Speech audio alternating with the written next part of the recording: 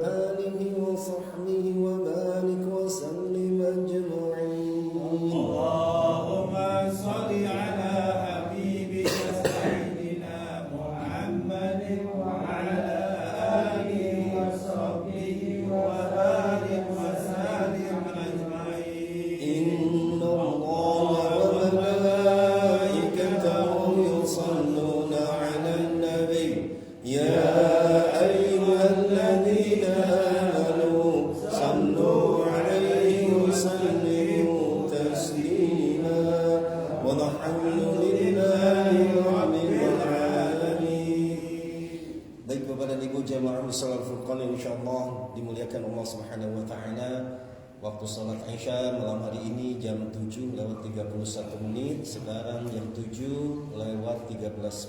Jadi masih ada kurang lebih 18 menit lagi. Baik jamaah yang insyaallah dimuliakan Allah Subhanahu wa taala. Rajab, Sya'ban, Ramadan adalah 3 bulan yang berturut-turut. Nah, kemarin Rajab itu bulan yang keberapa? 7, Sya'ban 8, Ramadan 9. Jadi kemarin itu Rajab, inna rajaba lil istighfari minadz-dzunub. Jadi persiapan bulan Ramadan itu harus dimulai dari bulan Rajab agar kita berhasil menunaikan ibadah puasa dengan sebaik-baiknya. Lalu tugas kita pada bulan Rajab ini nggak berasa malam hari ini udah malam yang ke 19 tadi ya.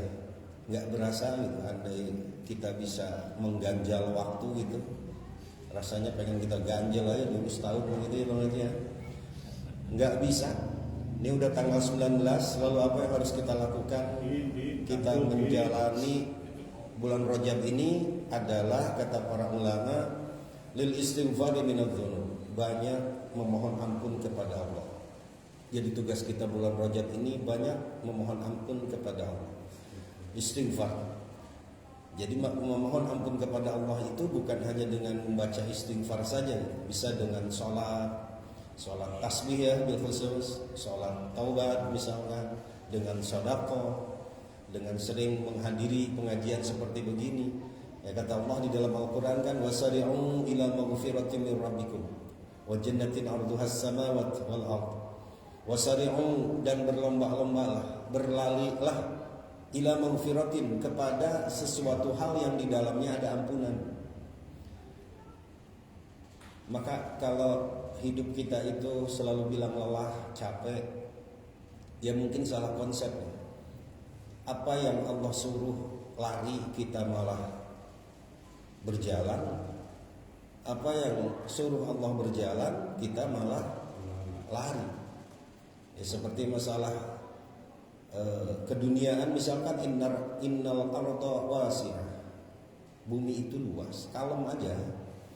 Nah kita itu terkesan begitu. Kalau kepada hal yang di dalamnya ada ampunan kita cenderung berjalan, bahkan bukan berjalan, merayap kali ya kita. Dengar suara adzan, entarlah udah komat gitu. Cenderung merayap kita kepada sesuatu hal yang di dalamnya ada ampunan. Tetapi kalau kepada sesuatu hal yang di dalamnya ada hiburan, itu kita cenderung lari. Ya maka mungkin itulah yang membuat kita hidup jadi lelah, itu salah konsep. Konsep kita kan adalah Al-Quran. Wasari'u ila maghfiratin, maka berlarilah, berlomba-lombalah ke dalam sesuatu yang ada ampunan di dalamnya. Lalu apa yang ada ampunan?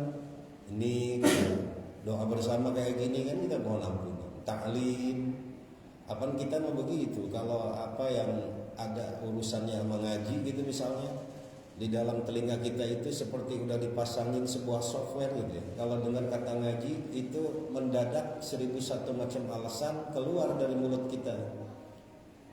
Bang Udin ngaji yuk. Aduh gimana ya, besok kan saya ada aja.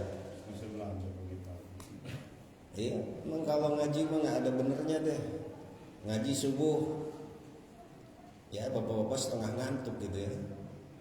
Pokoknya yang penting sarapan aja gitu ya. Jadi ibu-ibu juga sama. Dulu usia pengajian ibu-ibu jam 9 lah biar segar otaknya. Jam 9 katanya belum rapi. Ntar habis zuhur dah. Habis zuhur juga ngantuk. Habis asar. Iya, malah ke mall kemana-mana ya. Habis maghrib malah nanggung, bentar lagi isya.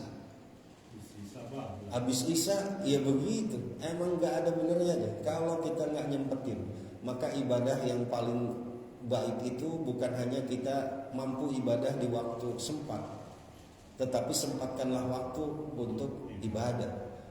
Memang itu yang sulit kita lakukan. Kalau kata maqalah Arab kan, i'mal lidunyaka ka'annaka ta'ishu abadan. Bekerjalah untuk urusan duniamu seperti kamu akan hidup 1000 tahun. Wa'amal li akhiratika ka'annaka tamutu ghadan. Dan bekerjalah untuk akhirat kamu seperti akan mati besok. Ya artinya imbang. Kalau kita bicara imbang, kalau kita bilang misalkan yang penting mah dunia sama akhirat seimbang aja, bohong itu. Ya kalau 24 satu hari itu 24 jam. Kalau memang kita imbang berarti 12 jam ibadah, 12 jam yang lain-lain. Apakah kita begitu di dalam hidup ini? Ayo kita main hitung-hitungan sholat paling lama juga kalau pakai kecepatan 60 km per jam 5 menit kali 5 25 menit 25 sama zikir gitulah, hitung aja jadi 30 menit gitu. Kalau dihitung-hitung dalam 24 jam kita itu untuk ibadahnya nggak ada 12 jam, atau minimalnya sepertiga aja gitu 8 jam. Maka kita kalau bilang ayolah seimbang urusan dunia sama akhirat, jauh banget. Paling berapa persen ya sih kita? Ibadah yang lain. Ya betul, kerja kan katanya ibadah, ini itu ibadah. Ya ibadah itu ada. Betul.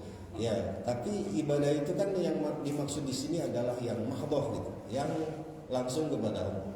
Kalau ibadah yang ghairu mahdhah kan itu adalah tuntutan duniawi gitu ya. Ya misalnya kerja. Ya kan ada motivasi, aduh pengen beli ini, beli itu gitu ya. Nah, kita itu memang seperti baca sholawat misalnya.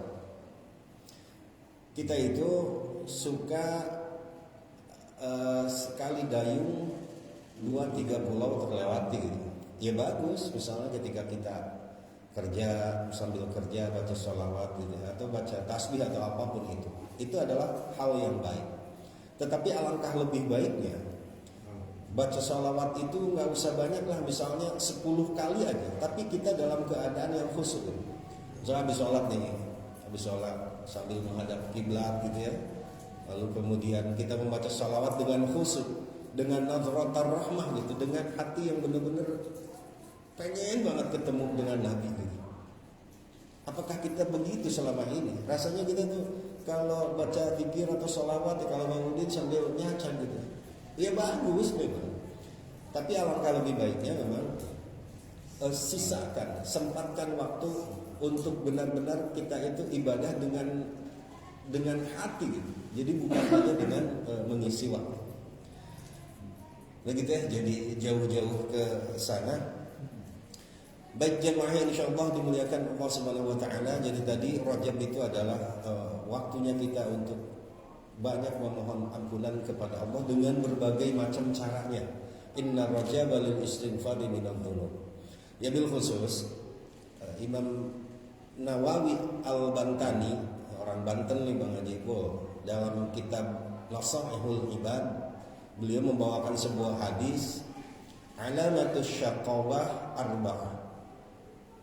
Kata Nabi, tanda-tanda dari orang yang akan celaka kelak di akhirat itu ada 4. Jadi kan setiap segala sesuatu itu pasti ada tanda-tandanya, ada ciri-cirinya.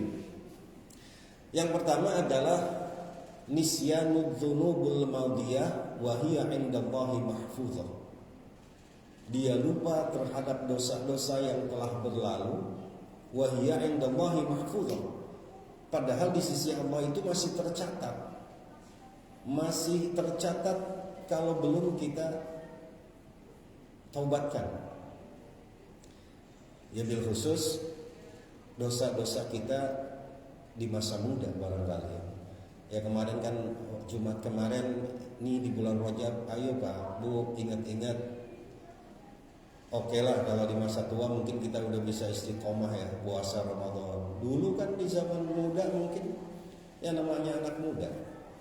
Nah maka fadainun ilallah ahaqqu ayyuqdah. Hutang kepada Allah itu lebih hak, lebih wajib untuk dibayar.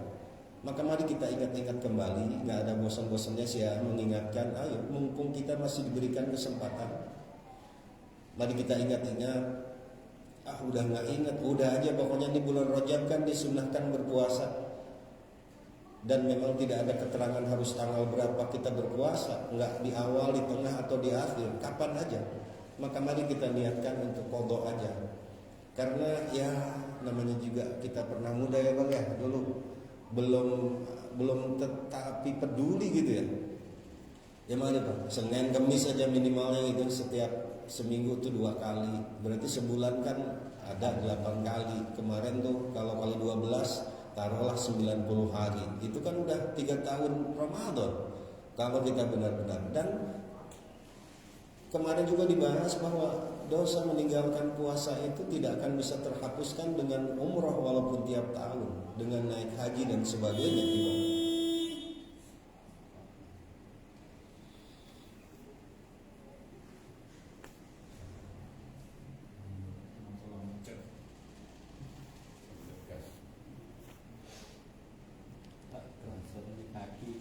Nggak enak juga ya. Ya gitu, baik jemaah insyaallah dimuliakan Allah Subhanahu wa taala. Apa karena dimasukin ke atas kali ya?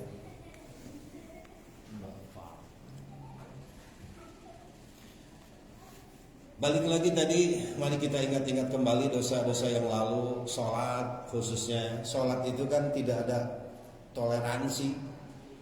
Kita tidak berdosa ketinggalan sholat itu hanya oleh karena dua hal. Satu tidur, dua lupa. Selain oleh dua hal ini nggak bisa sholat ditinggalkan.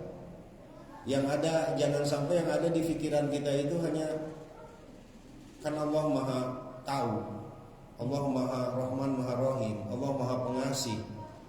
Yang ada di pikiran kita itu hanya itu gitu. Hanya Allah itu Maha Rahman, Maha Rahim, Maha Pengasih, Maha Pengampun.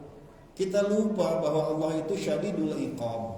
Allah itu berat ketika menyiksa. Allah itu sangat sadis ketika memberikan siksaan.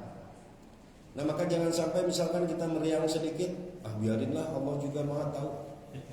Sampai enggak sholat. Selama akal dan pikiran kita masih ada di dalam otak kita, nggak bisa sambil berdiri duduk, nggak bisa duduk tiduran. Tiduran masih nggak bisa juga dengan ngedip. Jadi sholat itu tidak ada toleransi untuk ditinggalkan. Nah maka ini di masa-masa muda kita nih, ya saya juga ngalamin masa muda. Tentu kan nggak ada lah orang yang sempurna, semuanya juga jarum coklat ya bang ya.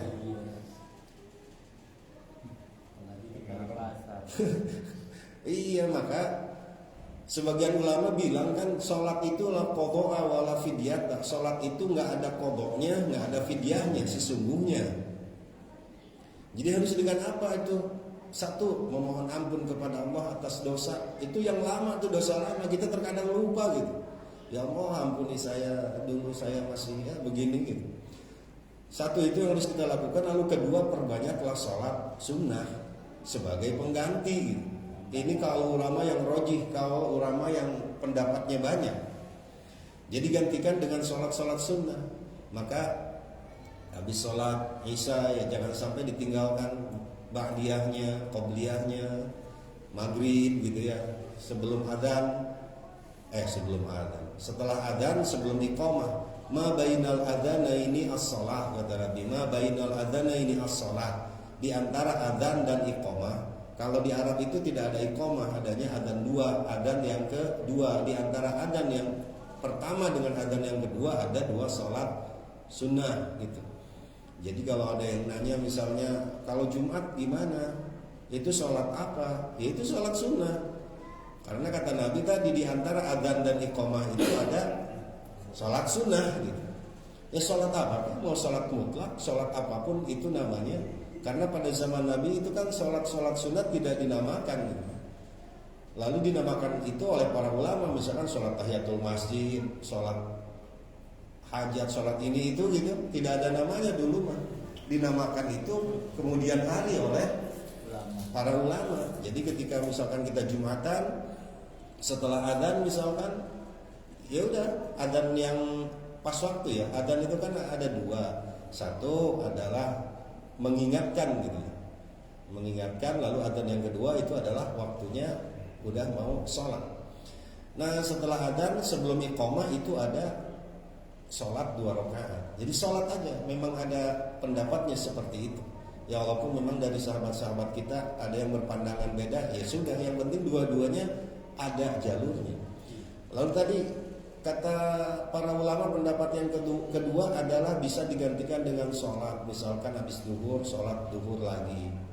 Bil khusus kalau mau qadha sholat karena kita nggak tahu dan lupa gitu sholat apa, maka laksanakan pada sholat yang ada ba'diyahnya. Ya jangan sampai misalkan habis sholat asar, apalagi di masjid gitu ya, Habis sholat asar kita egois, semua sholat qadha gitu ya. Ntar orang kan ini haramnya sholat gitu kok. Jadi bikin suudzon orang. Ya memang kita kalau mau egois, ya bodoh amat. Yang penting kita melaksanakan itu gitu. Tapi kan kita juga jangan sampai membuat orang jadi suudzon. Ya contohnya bikin orang jadi suudzon itu kurban misalkan.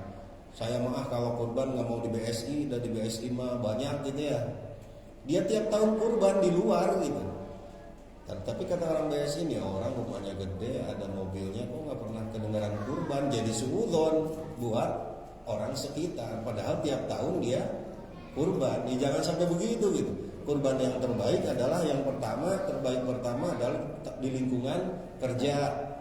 Misalkan abang itu punya pabrik tuh di warung gitu ya, itu ngeberisikin orang sekitar tuh yang terbaik di situ. Kemudian yang kedua adalah di tempat tinggal.